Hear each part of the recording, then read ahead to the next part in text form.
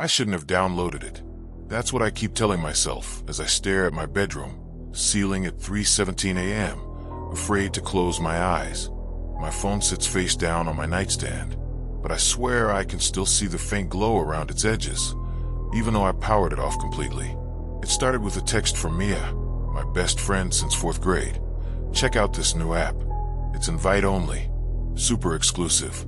The link took me to a plain website with just a countdown timer and a download button.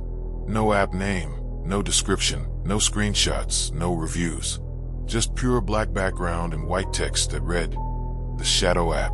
See what follows you." I should have been suspicious. But when you're 16 and your social life revolves around having the latest thing before everyone else, you don't think about consequences. The app installed without appearing on my home screen. I had to search for it, a simple black icon with no name. When I opened it, my screen went completely dark except for a small white dot in the center. Then words appeared.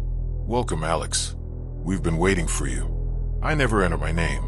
The dot expanded into a circle, then morphed into what looked like a camera viewfinder.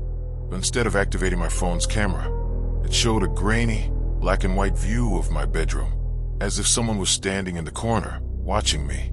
I spun around. The corner was empty, but on my screen, the view remained the same. My room from that exact corner angle, with me standing in the middle, phone in hand. A message appeared at the bottom. "Wave if you can see this." Hesitantly, I raised my hand and waved. On the screen, I saw myself waving from that corner perspective. Another message. "Good. Now we can begin. Don't close the app." I texted Mia immediately. "What is this app? How does it know my name?" Her response came quickly. "What app? I didn't send you anything." A cold feeling settled in my stomach. I checked our text conversation, and sure enough, there was no link from her. The message I remembered so clearly was gone. When I looked back at the app, the perspective had changed. Now it showed my room from behind me, as if someone was standing directly at my back. I whirled around. Nothing. Another message appeared. "Every time you look, I move." That's the game. I closed the app immediately and deleted it. Then I restarted my phone for good measure. But when the screen lit up again, the black icon was back. That night, I kept waking up feeling watched. Each time I checked my phone, the app was open, showing a different angle of my room in real time. From under the bed, from inside my closet, from the ceiling corner. By morning, I was exhausted. I told my parents I was sick and stayed home from school. I tried factory resetting my phone, but the app returned within minutes of setup. I switched to my old backup phone. The app appeared on it as soon as I turned it on. I messaged 10 friends asking if they'd heard of the Shadow app. 3 of them had. 2 wouldn't talk about it. One, Danny from my chemistry class, agreed to meet at the local cafe. "It gets worse," he said, dark circles under his eyes as he nervously stirred his untouched coffee. It started showing me places I wasn't even at. My empty classroom while I was at home. The back of my little brother's head while he was playing video games. My parents sleeping. "How do we get rid of it?" I asked. Danny looked around nervously before lowering his voice. "You have to pass it on. Send a link to someone else. That's the only way it stopped for me." "You mean deliberately infect someone else with this thing?" "I can't do that." "Then you'd better get used to it watching you," he said, getting up to leave. As he walked away, I noticed something strange. His shadow on the cafe wall didn't match his movements exactly. It was a half-second behind, like it was struggling to keep up. That afternoon, I visited the school library and used one of their computers to research. No results for the Shadow app anywhere online. But I did find an obscure forum thread about apps that seemed to access cameras that didn't exist. One user claimed these were dimensional leaks, glitches that allowed entities from parallel realities to observe our world. Another suggested they were AI programs, collecting behavioral data through unauthorized means. A third, whose account had been inactive for over a year, insisted they were ancient spirits adapting to modern technology. The last post from that user read, "It's getting closer. I see it even when my phone is off now. It's learning to cross over." On my way home, I felt it, the sensation of being followed. Not just watched through a screen, but physically pursued. Every few steps, I'd spin around, but the sidewalk behind me was empty. Yet somehow, I knew something was there, just out of sight, moving when I moved, stopping when I stopped. That night, I finally broke down and told my parents. They were concerned but skeptical. Dad checked my phone and saw no unusual apps. Mom suggested I was spending too much time online and experiencing paranoia. They promised to make an appointment with Dr. Reeves, who I'd seen for anxiety last year. I didn't argue. Instead, I borrowed my mom's tablet and searched for answers again. This time, I found a small Reddit community dedicated to shadow tech. According to the posts, the Shadow app had been circulating for about 6 months, originating in Eastern Europe before spreading worldwide. A user named Dark Observer had compiled testimonies and developed a theory. The app didn't just show you what was watching you. It created the watcher. By accessing the app, you gave permission for something to observe you. And the longer it observed, the stronger its connection to our reality became. Another post caught my attention. Day 7 update. My shadow isn't syncing with my movements anymore. It started moving independently when I'm not looking directly at it. Anyone else experiencing this? The comments were filled with similar accounts. People reporting their shadows detaching slightly or moving with delayed reactions. Some claimed to see their own shadows standing in rooms they just left. Others reported shadows appearing under impossible lighting conditions, in completely dark rooms, or casting in directions opposite to light sources. As I read, the tablet screen flickered, then went black. For a split second, I saw a reflection that wasn't mine, a darker silhouette, its features indistinct except for eyes that seemed to absorb light rather than reflect it. I dropped the tablet on my bed and backed away. My hands were shaking so badly I could barely text, but I managed to send a message to the Dark Observer account. What happens when the shadow fully manifests? The response came almost immediately. No one knows. Those users stopped posting. That night, I didn't sleep at all. I sat in the center of my room with every light on, watching my shadow on the wall. For hours, nothing happened. Then, around 4 a.m., as I was fighting to keep my eyes open, I noticed it. The slightest movement, a finger twitch that I hadn't made. My shadow was moving on its own.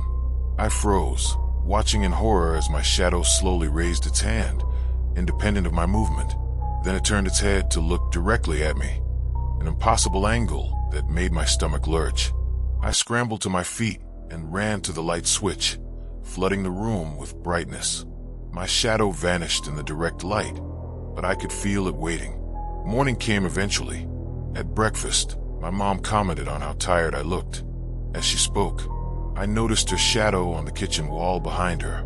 It was nodding at me, though my mother's head was perfectly still. At school, things got worse. Every shadow seemed wrong somehow, too dark, too defined, moving slightly out of sync with their owners. During third period, I saw Mia's shadow reach out and touch another student's shadow, though Mia herself was taking notes and hadn't moved. Between classes, I cornered her by the lockers. "Did you ever hear of the Shadow app?" Her expression changed subtly. "Don't talk about that here," she whispered, glancing at the shadows on the floor. "Meet me at the park after school." She didn't show up. Instead, I got a text, "Can't make it." They know when we talk about them.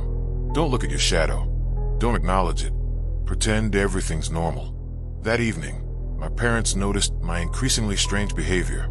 The way I avoided looking at any shadows, how I kept all the lights on, my refusal to look at reflective surfaces.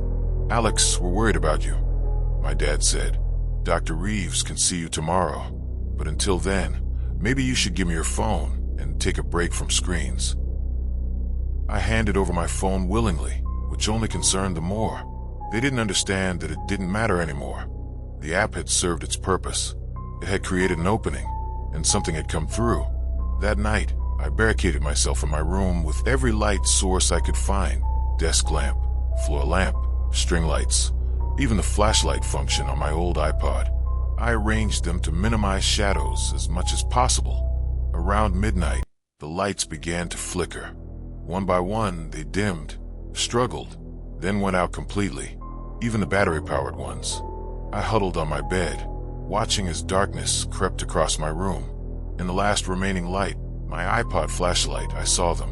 Shadows without owners, sliding across my walls, floor, and ceiling. Dozens of them, converging from every direction. Human-shaped but wrong. Limbs too long, movements too fluid, heads tilted at impossible angles. My own shadow rose from the floor directly in front of me, three-dimensional and dense, like black smoke given solid form. It reached for me with hands that no longer matched my own, fingers elongated into claws, joints bending backwards. The iPod died. In perfect darkness, I felt cold fingers brush against my cheek. A voice, my voice, but hollow and distant, whispered in my ear. My turn to be real now.